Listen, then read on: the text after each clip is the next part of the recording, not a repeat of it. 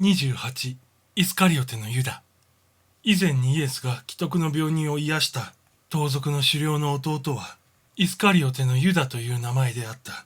彼は当時右翼で有名な熱心党の一派シカリーに属していた。その頃のユダはイスラエルに不当な圧力を加えていたローマを憎んでいた。しかしイエスに癒され、イエスが洞窟から去ってからはどうしてもイエスの印象を追い払うことができなかった。どのように努力しても消すことができなかった。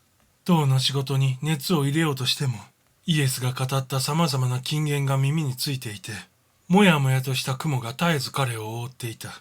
それでユダは、村や町を訪れる時には、必ずイエスのことを聞いて回るのであるが、誰一人としてその消息を伝えてくれる者はいなかった。この二人が再会したのは、町の中ではなく、ちょうどイエスが天の御父と交わりをしていたタボル山の傾斜面であった。ユダは長い旅の後、イスラエルの孤児豊かなタボル山にたどり着いた。彼はロバから降りて山の方へ登っていった。すると突然後ろの岩山に一人の男が立っているのに気がついた。彼はまるで岩の一つのようにじっと立っていた。ユダはその男の顔を見た瞬間、記憶がよみがえってきた。彼は駆け寄りながら大声で叫んだ。先生、ついにあなたを見つけましたよ。先生と言わないでください。イエスはそっぽを向いてしまった。しばらくの間沈黙が流れた。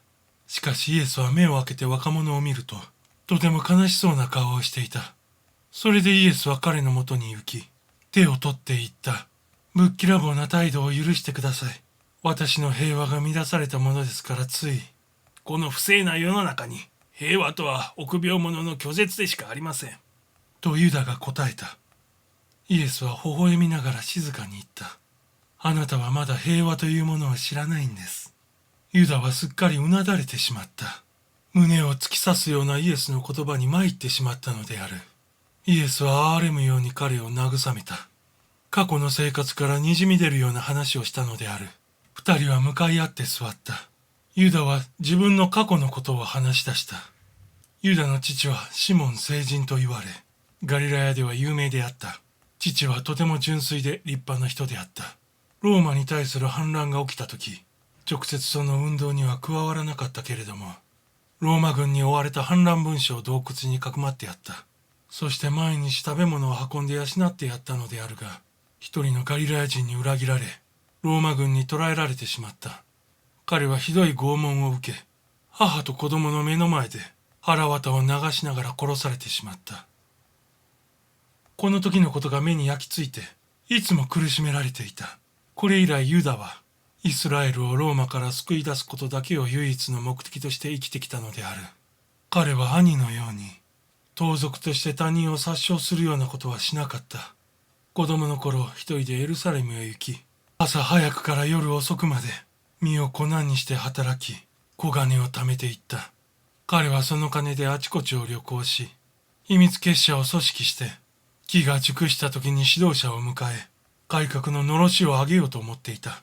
ユダは言った。あなたこそこれを実現してくださる方であると思います。どうか海の道にいる兄のところへ行ってください。兄と相談の上、ぜひあなたを指導者にしたいのです。イエスは答えた。あなたのお兄さんは盗賊ではありませんか。私は平和を好む人間です。その私を暴力と殺しの世界へ連れて行こうというのですか。私は一介の卑しい大工に過ぎず、しかもこの世の王国よりも天の王国を求めているのです。それでは自分のことばかりで他の人々の幸せを思わないのですか。そんなことはありません。天の王国を求めている人々と一緒に全てを分かち合うのです。どうやらあなたにはその資格がないようですね。ユダはすっかりしょげ返ってしまった。彼はイエスが好きなので、どうしても自分の目的に従わせ、党の立派な相談役として寄与したいと願っていたからである。大いなる期待と野望を持ってわざわざタボルの山にまで来たにもかかわらず、イエスの拒絶にあって、彼の夢は一瞬にして崩れ去ったのである。しかしこんなことで引き下がるようなユダではなかった。もう一度このタボル山で2週間後に再会する約束を取り付けて帰っていった。海の道へ帰り、兄と相談するためであった。